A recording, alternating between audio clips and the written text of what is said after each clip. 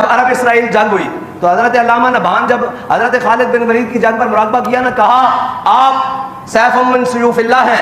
आप अल्लाह ताला की तलवार हैं, आप खालिद इब्न वलीद हैं। आप ये बताएं कि इसराइल इतना सा है,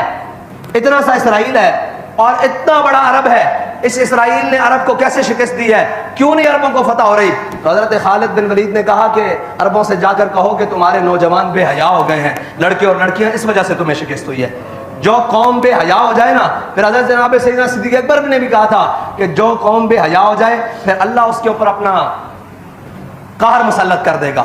हैं जी, और उसके ऊपर अल्लाहुल बला, और उसके ऊपर अल्लाह ताला अपनी बलाएं नाजिल कर देगा। अब जब बेहयाई का उरूज इस सतह पर है तो फिर हमें ये कहने में जनाब शर्म नहीं होनी चाहिए या हमें ऐर नहीं आना चाहिए कि हमारे साथ क्या हो रहा है। हमारे साथ इसीलिए हो रहा है कि हमने इस्लाम को छोड़ दिया। जब मैं ये कहता हूँ कि या अल्लाह मेरा हाथ देख, आवाज़ आती है